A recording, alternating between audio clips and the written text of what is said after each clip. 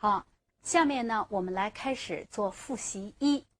复习呢，就是把前边所学过的字母放在一起，再来看一看我们认识不认识。这样的学习叫做复习。好，我们看看复习一的第一道题，来看看屏幕。这道题呀，是说我会读，意思是说呀，在这里边出现的字母，我自己就会读了。我会读，来，你试一试，一个一个的读。啊、喔、一、乌、吁，6个单韵母。波、坡、摸、佛、的、特、了、一、乌。你看这几个声母你也会读了。那么读的时候呢，你可以从慢到快，还可以自己挑着读一读，这样呢帮助自己能够很快的记住和辨认。好，接着我们看第二道题，叫做我会写。那意思是说这里边的字母我不但会认识，我不但会区别，而且呢我还会正确的写到4线3格里边，正确的用格。我会写。我们先看第一组，波、的，两个字母长得很相像，但是呢又不同，就是它们的半圆方向不一样。第二组，佛、特，长得也很相像，只不过这个弯和竖弯，你看先写弯再写竖，先写竖再写弯，不一样。那么再看呢、摸，一门呢，两门摸。那么韵母小乌和小吁呢，就是2个小圆点区别了。好了，这些字母都是很容易混淆的，学习和使用的时候要注意区别。那么把它们正确的写在4线3格里边，你看看，也要正确的站格，还要比较它们站格的相同点和不同点。好了，这是第二，我会写。第三道题叫做看看读读。那么看什么呢？看看图。读读，读什么呢？读读拼音音节，看一看我会不会看着图读音节。读了音节，看看你读的和图中画的是不是一致。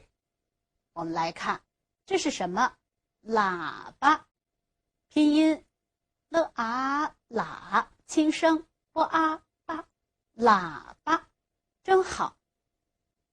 图，木梯，拼音呢木木特一梯，木梯。看到了漂亮的衣服，音节呢整体认读音节一，轻声佛乌夫，衣服，多好啊。这现在看到的是什么呀？是瀑布，你看还往下流着水呢。那么拼音的音节呢，注意韵母是一样的，注意它的声母要读准。坡雾瀑，波雾布，瀑布。你看多好啊，你在课外读物中你也可以这样看图读音节，认识很多很多的事物呢。下一道题叫做我会连。我会连，连什么呢？大家看一看，旁边有很多种动物，中间呢有几座小房子，这些小房子就是它们的家。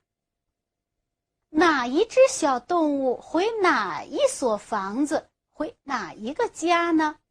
好了，你看，比如说我们看到了鸭子，那么呢小房子哪一个小房子是他的家呢？读一读音节，咿啊呀，好了，这是他的家。于是就把它图像和小房子用一条线连起来，就叫做我会连。那么看一看，除了鸭子，除了鸭，还有哪些动物呢？这里有兔，这里有驴，有鹿，有马，还有鹅。那么好，你会不会让他们都回到自己的家里呢？来试一试。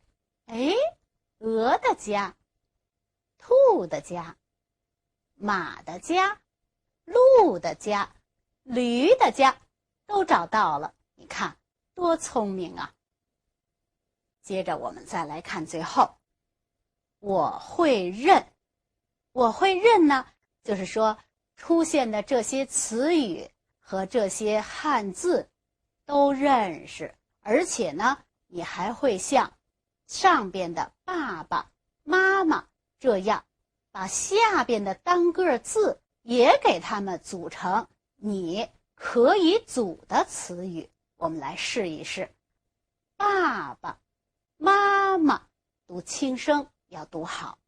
这些字呢，大、土、米，注意三声要读准。